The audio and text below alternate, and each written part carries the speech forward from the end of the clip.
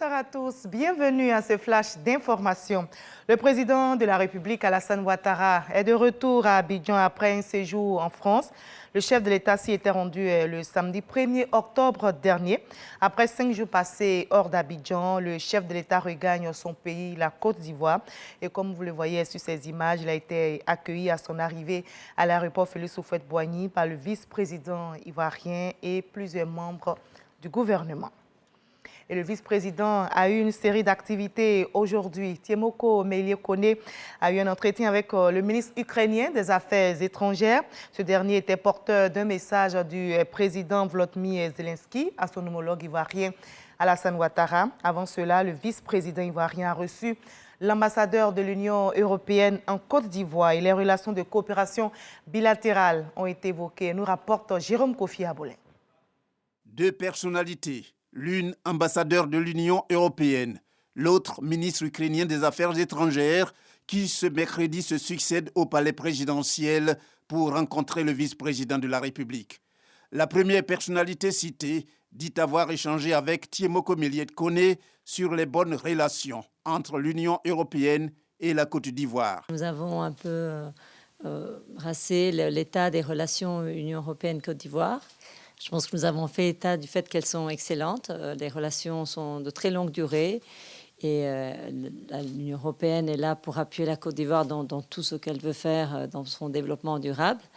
Et nous avons échangé sur la vision aussi de Son Excellence Monsieur le Président, qui a vraiment une vision de développement, de création d'emplois, mais aussi de renforcer la cohésion sociale et aussi d'avoir un rôle de la Côte d'Ivoire dans la sous-région en termes de paix et stabilité. S'agissant de l'entretien entre le ministre ukrainien des Affaires étrangères et le vice-président de la République, il n'a trait essentiellement qu'à la lettre du président ukrainien à remettre à son homologue ivoirien, le président Alassane Ouattara.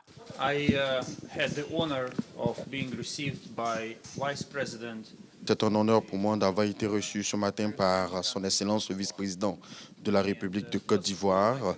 Il faut dire que la Côte d'Ivoire est un pays frère.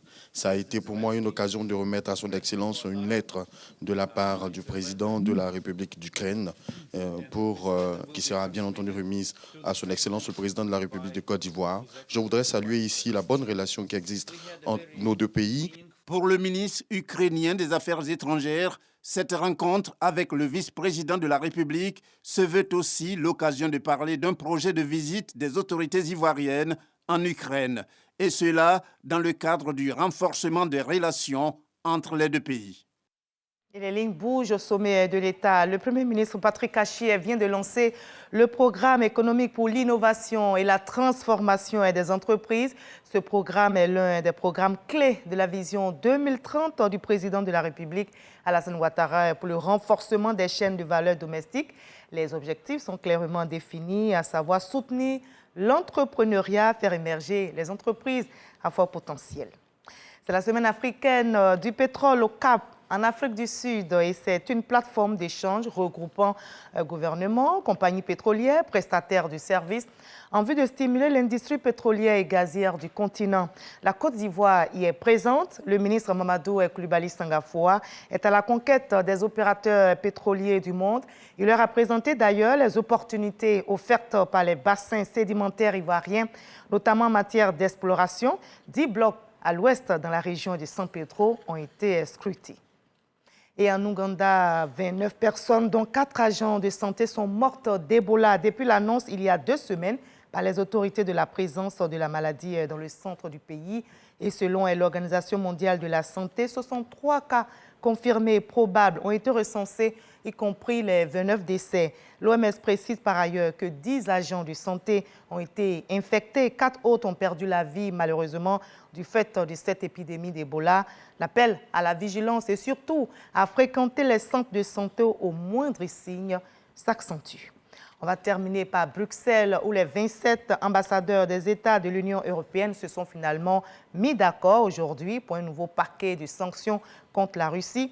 La pierre d'achoppement de cette négociation était la volonté de l'UE de frapper le pétrole russe. Il aura donc fallu des négociations poussées entre les 27 pour parvenir à s'entendre sur ces nouvelles sanctions. Elles entreront en vigueur dès leur publication dans le journal officiel de l'Union européenne. Ces sanctions font suite à l'annexion par la Russie des 4 régions ukrainiennes la semaine dernière. Et nous on va se retrouver dans la paix à 20h pour la grande édition, mais juste après ce Flash Info, je vous invite à suivre l'info régionale pour avoir toutes les nouvelles de nos belles régions ici en Côte d'Ivoire. Allez, à tout à l'heure.